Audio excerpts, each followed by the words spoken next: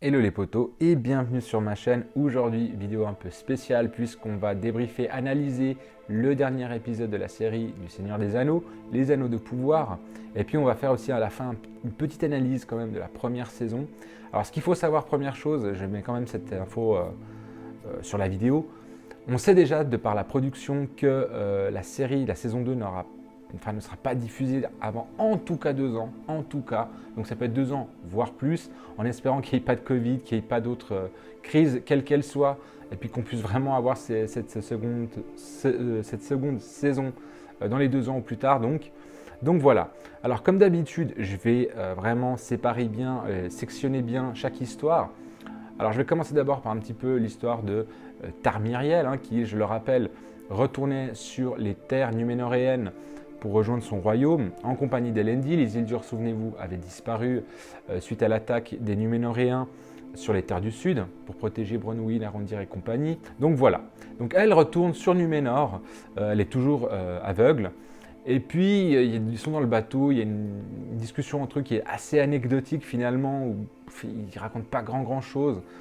Et puis c'est très très court, puisqu'on voit juste cette discussion et très peu de temps après, on voit le seul vaisseau finalement qui reste de Numénor arriver sur les terres numénoréennes, et on comprend très rapidement que Tar-Palantir est mort, puisqu'il y a plein de navires différents qui sont venus entre guillemets pour le deuil, en tout cas pour la commémoration et l'enterrement en tout cas de Tar-Palantir. Donc voilà, on a juste une petite scène entre deux où on voit Pharazôn en compagnie de ses conseillers, en tout cas des politiciens, et Arianne, et Kemen aussi, le fils de Pharazôn, qui sont autour du roi avant qu'il meure. Et le roi dit juste à Arianne un truc du style: fais attention, il y a quelque chose qui va se passer, ou je sais pas trop quoi, il faut que tu montes. Et on va voir Arianne monter et puis découvrir le Palantir qui est au sommet de la tour de Palantir. Donc voilà.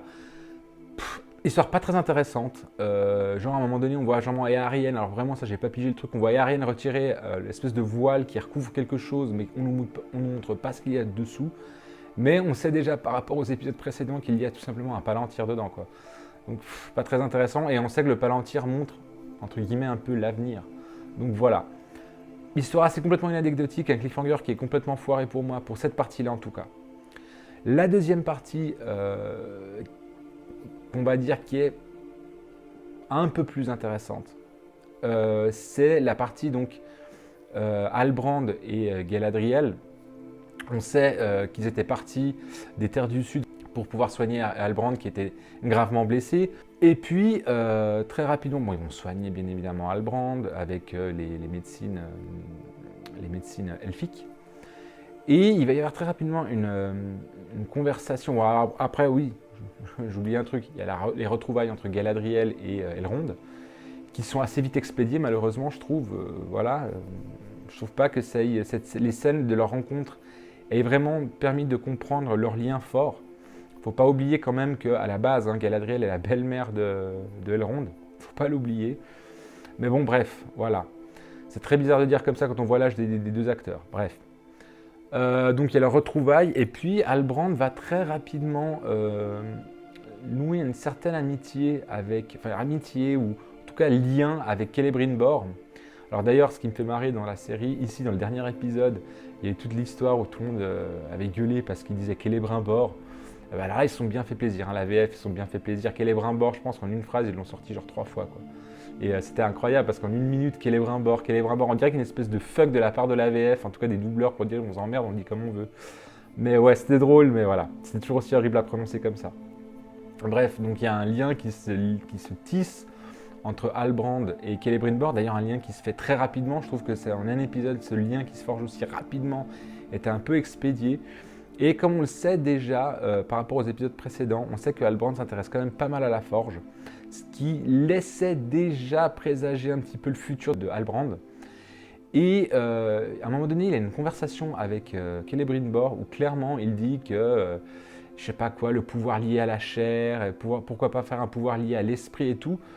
Et là, en fait, ça a fait un petit peu vriller Galadriel, puisque c'est un discours qu'il a déjà sorti, un discours qui est très ressemblant à ce qu'il avait déjà sorti, et du coup ça lui met la puce à l'oreille, et elle va donner comme mission à un émissaire d'aller se renseigner sur Halbrand, sur quel est son passé et tout, et cet émissaire va revenir en expliquant qu'en fait finalement il n'y a jamais eu de roi du Sud, que le dernier roi du Sud, des terres du Sud, date d'il y a plus de 1000 ans, et qu'il n'a jamais eu d'héritier. Donc il n'y a aucun roi des terres du Sud. Et lui, il explique, enfin il essaye un petit peu de la manipuler. Et finalement, il la manipule. Il y a toute une scène assez intéressante où en fait finalement on se rend compte que c'est un manipulateur chevronné. Donc tout de suite ça fait rappel à un personnage, le personnage de Sauron, hein, c'est un manipulateur, Sauron, on le sait. Et il y a des espèces de scènes un petit peu où d'abord on a un petit peu comme si elle était projetée, mais vraiment son esprit est projeté dans le passé. Elle a une scène avec son frère Finrod sur les terres de Valinor. Ensuite elle a une scène avec Halbrand sur le radeau sur lequel il s'était retrouvé et tout. Et là, petite parenthèse, c'est très intéressant parce qu'il y a une phrase, en fait, Halbrand essaie un petit peu de faire d'elle un petit peu sa reine, celle avec qui il va conquérir le monde. Hein. Je rappelle que Halbrand est maintenant, on sait que c'est Sauron. Et elle répète mot pour mot pratiquement avec lui, les deux répètent mot pour mot ce qu'elle dit exactement à Frodon en Lothlórien dans la Communauté de l'Anneau, donc dans le premier film. Donc voilà, c'est le petit clin d'œil super sympa et on sait pourquoi dans le Seigneur des Anneaux elle dit cette phrase-là. En fait, c'est une phrase que Sauron lui a dit à elle. Donc voilà, ça c'était la petite parenthèse sympa, c'était le premier truc hyper cool. Bref, ensuite, finalement, en fait, elle sort de cette espèce de manipulation un peu... cette espèce de, comment dire ça, je sais pas trop comment dire, qu'une genjutsu, je sais pas, un truc à la Naruto, quoi. Vraiment, il l'embobine dans une espèce de, ouais, dans une espèce de manipulation de l'esprit, quoi. Et puis après, elle se réveille, en fait, puis elle est dans la rivière du Glandwin, donc toujours dans le Linden. Et c'est Elrond qui va la sortir de l'eau. Et puis elle va aller essayer de prévenir Celebrimbor qu'en fait Halbrand n'est pas du tout ce qu'il est et qu'en fait c'est Sauron. Mais malheureusement, pendant qu'elle était manipulée, enfin pendant qu'elle était dans les vapes, on va dire, ils ont réussi à, en tout cas, par déduction, elle arrive, elle dit ouais, est-ce que vous avez fini? Et puis elle dit ouais, c'est fini. Et il va lui poser la question à elle, ouais, est-ce qu'il est déjà parti? Puis elle a dit ouais, il est sûrement parti, il ne reviendra jamais.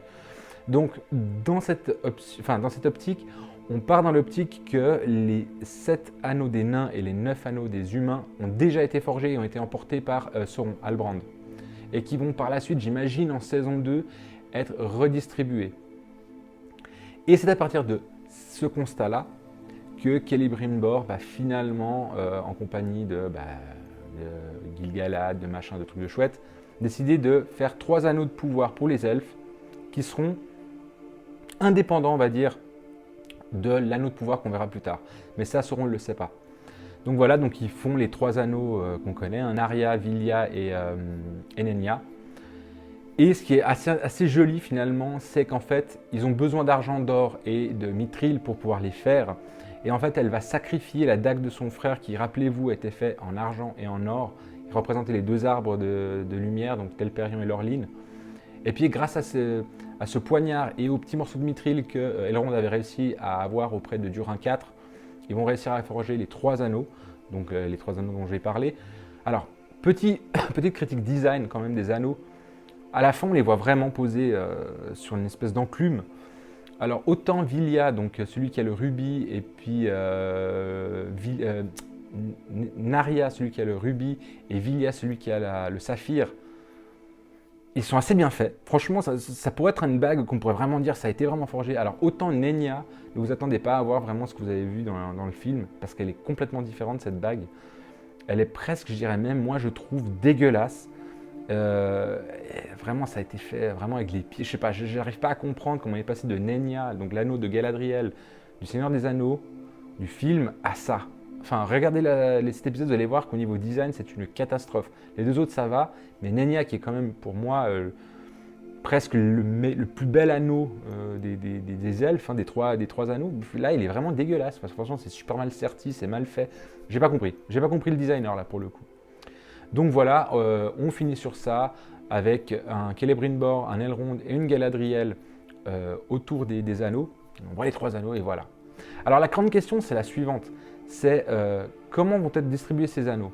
Parce qu'on sait que dans le Seigneur des Anneaux, Narya, donc l'anneau avec le rubis, donc rouge, va être sur la main de Gandalf.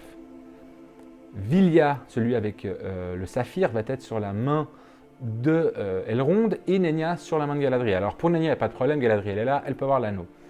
Dans la littérature, il y a deux versions. Soit Gil-galad va avoir le bleu et le rouge, on va dire ça comme ça, et il va donner le rouge à Círdan, un autre elfe, et Círdan va le donner ensuite à Gandalf, et c'est Gil-galad quand il va mourir qui va le donner à Elrond.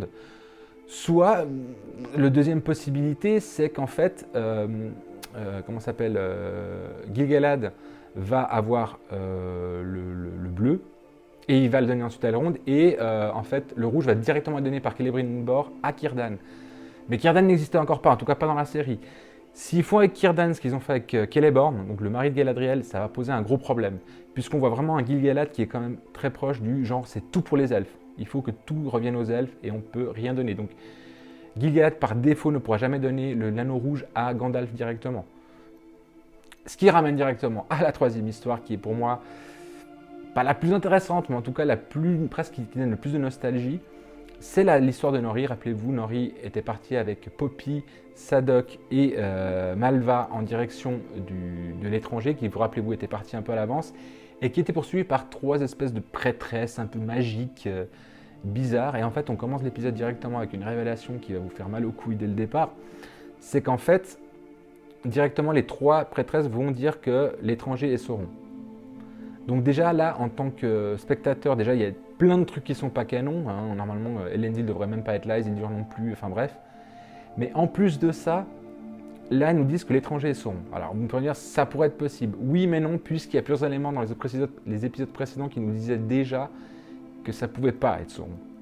Donc je me suis dit, j'espère qu'ils vont rattraper. Heureusement que c'est en début d'épisode. Donc du coup, ça permet de dire, ok, bon c'est le début d'épisode, ça va changer d'ici là. Et puis c'est prêtresses qu'on ne sait pas qui elles sont, et je vous dis déjà tout de suite, on ne saura pas jusqu'à la fin qui elles ont des pouvoirs magiques. Alors complètement inventé ces personnages.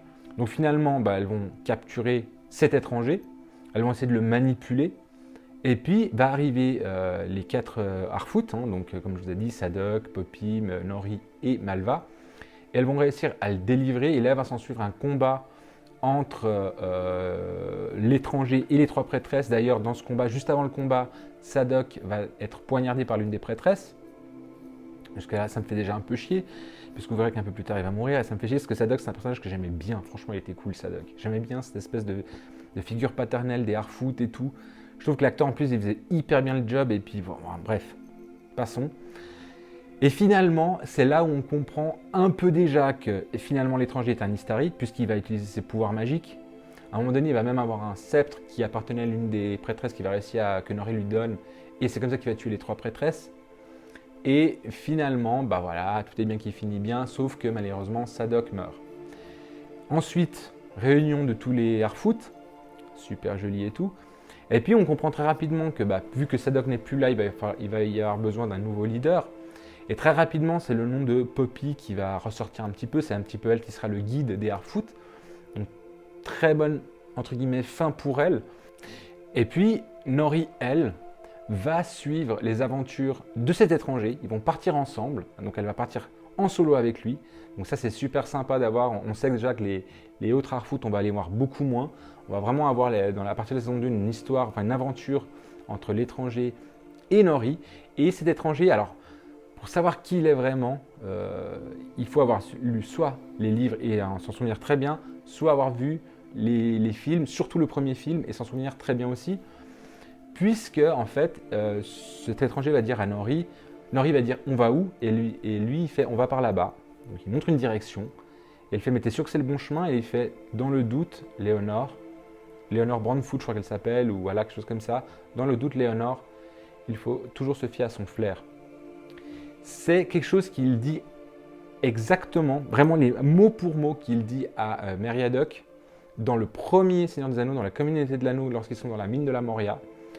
Il y a 3 chemins, et puis Gandalf va dire exactement la même chose à Meriadoc. Donc on sait, enfin les gens qui ont bien suivi savent de base que l'étranger est donc Gandalf. C'est obligé, c'est Gandalf, c'est certain. On sait que c'est Gandalf, on sait qu'Halbrand c'est Sauron. Donc voilà, on a un petit peu les réponses à nos questions par rapport surtout à ces deux personnages qui étaient un petit peu étranges. Alors, autre chose qui vient par rapport à ça, alors Gandalf, pour moi, il est plus là comme du fanservice que réellement comme un personnage clé de la série. Pourquoi? Alors, déjà, ce qu'il faut savoir, c'est que normalement, Gandalf est le dernier Istari à arriver sur la Terre du Milieu, sur la Terre. Hein, c'est le dernier. Le premier, c'est Saruman.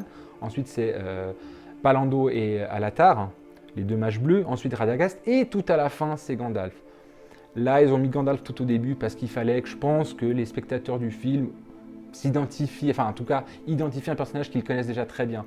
Je trouve un peu dommage. J'aurais trouvé beaucoup plus sympa que ce soit l'un des mages bleus, voire ils auraient dû faire carrément arriver les deux mages bleus, soit peut-être plus Saruman qui est le premier à être arrivé, et puis on aurait vu une autre image, un autre visage de Saruman que celui qu'on connaît dans Le Seigneur des Anneaux, qu'on connaît un tout petit peu mieux dans le Hobbit. Dans le Hobbit, au début, il faut savoir que c'est quand même un good guy et devient méchant, mais vraiment on voit les prémices dans le Hobbit et puis on le voit clairement dans Le Seigneur des Anneaux. Là, j'aurais trouvé sympa de voir un Saruman gentil, un Saruman qui n'est pas encore corrompu par Sauron. Donc, c'est dommage, je trouve ça super dommage. Après, je trouve en revanche, l'acteur qui joue pour le coup Gandalf dans la série est excellent. Il ressemble en rien à Ian McKellen, mais en rien. Mais en revanche, il arrive à donner cette espèce de sagesse qu'on connaît de Gandalf. Je sais pas, il le fait super bien. J'étais vraiment hyper conquis par cet acteur-là et par la proposition de Gandalf qu'il a. Et franchement, c'était plutôt cool. Donc voilà pour les trois histoires principales de cet épisode. Alors la série au final, qu'est-ce que j'en ai pensé? Alors, il y a plein de trucs qui vont pas. Il y a plein de trucs qui sont pas canon. Comme je vous ai dit, Elendil, les Isildur ne devraient même pas être là.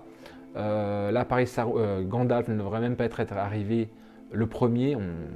Là, on peut partir dans l'optique que les quatre autres sont déjà arrivés. Mais enfin voilà, moi je suis un peu déçu par rapport à ça. Et en plus de ça, ce qu'on sait, c'est que les Istari n'arrivent qu'au troisième âge. Là, on est au deuxième âge. Donc ça joue pas.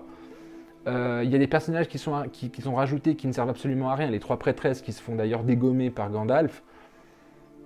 On ne sait pas qui elles sont, on ne sait pas Enfin, encore une fois, c'est des personnages à porter, elles ne servent absolument à rien, si ce n'est à mettre des méchants dans la partie Nori, on va dire ça comme ça. Et puis même, je pense que s'ils ne les avaient pas mises, en fait, il n'y a pas besoin de les mettre, ces trois personnages, elles ne servaient à rien. Nori aurait pu tout à fait découvrir que cet étranger-là était Gandalf et que par la suite, ils allaient partir ensemble. Il n'y avait pas besoin de faire toute la scène avec ces trois prêtresses. Inutile, voilà. Il y a plein de petits trucs comme ça.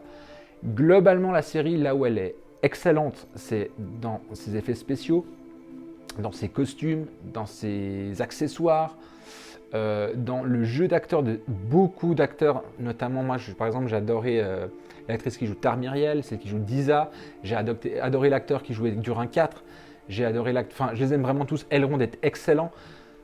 J'émets toujours des réserves, énormément de réserves pour l'actrice qui joue Galadriel. J'ai énormément de mal avec ce personnage et jusqu'à la fin, elle m'a toujours pas convaincu. Elendil, excellent, je trouve excellent. Isildur n'a rien à foutre là et en plus de ça, je trouve que c'est vraiment un personnage un peu remplissage comme Eärien et puis Kemen. Donc voilà.